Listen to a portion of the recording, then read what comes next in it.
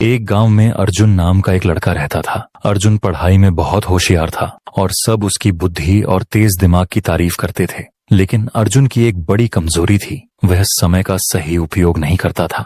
वह अपना ज्यादातर समय दोस्तों के साथ खेलने, मोबाइल पर गेम खेलने और बेकार की बातों में बिताता था। उसके माता पिता ने कई बार उसे समय की कीमत समझाने की कोशिश की, लेकिन अर्जुन को यह बात समझ नहीं आती थी। वह हमेशा सोचता, मेरे पास बहुत समय है, सब कुछ बाद में कर लूंगा, अभी तो मजे करने दो। एक दिन स्कूल में वार्षिक परीक्षा के नतीजे आए। इस बार अर्जुन के नंबर बहुत कम आए, जितनी उम्मीद थी उससे बहुत नीचे।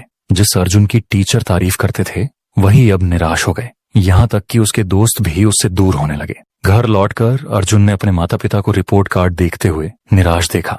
अर्जुन को खुद पर गुस्सा आया, लेकिन उसे समझ नहीं आया कि अब आदत कैसे बदले। उस रात अर्जुन अपने दादाजी के पास गया, जो गांव के सबसे समझदार और सम्मानित बुजुर्ग थे। दादाजी के पास बैठकर अर्जुन ने अपनी परेशानी बताई और कहा, दादाजी, मैं समझ नहीं पा रहा कि मैं इस बार फेल कैसे हो गया, जबकि मैं एक अच्छा छात्र हूँ। दादाजी मुस्कुराए और बोले, बेटा, समस्या यह नहीं कि तुम अच्छे छात्र नहीं हो, समस्या यह है कि तुमने समय को हल्के में लिया। समय बहुत कीमती होता है, अगर इसका सही उपयोग करो तो सफलता मिलती है, और अगर इसे बर्बाद करो तो ये पीछे खींच लेता है। अर्जुन ने हैरानी से पूछा, लेकिन दादाजी, समय तो हमेशा होता है ना, मैं बाद में भी सब कर सकता हूँ। दादाजी गंभीर होकर बोले, नहीं बेटा, समय नदी के बहते पानी जैसा है, जो बह गया वो कभी वापस नहीं आता। चलो मैं तुम्हें एक कहानी सुनाता हूँ, जिससे तुम्हें समय की कीमत समझ में आएगी। दादाजी ने कहानी शुरू की। बहुत समय पहले विक्रम नाम का एक शक्तिशाली राजा था। उसके पास बहुत धन दौलत, भव्य महल और ढेरों नौकर थे, लेकिन उसे भी समय बर्बाद करने की आदत थी।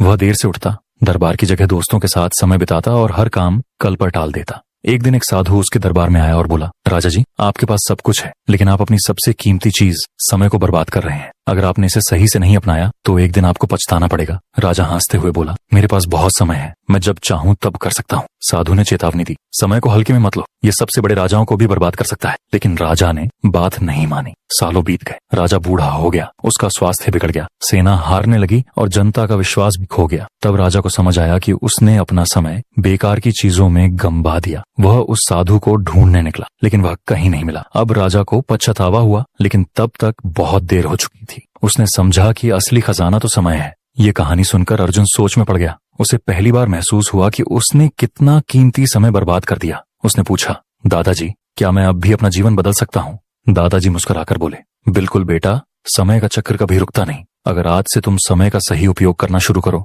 तो तुम्हें सफल होने से कोई नहीं रोक सकता। लेकिन याद रखना, जो काम आज कर सकते हो उसे कल पर मत टालो। उस दिन के बाद अर्जुन ने संकल्प लिया कि वह समय का सही उपयोग करेगा। उसने एक दिनचर्या बनाई, हर काम के लिए समय तय किया। वह सुबह जल्दी उठने लगा, पढ़ाई पर ध्यान देने लगा और व्यर्थ की बातों से दूर रहने लगा। धीरे धीरे उसके मेहनत के अच्छे नतीजे आने लगे।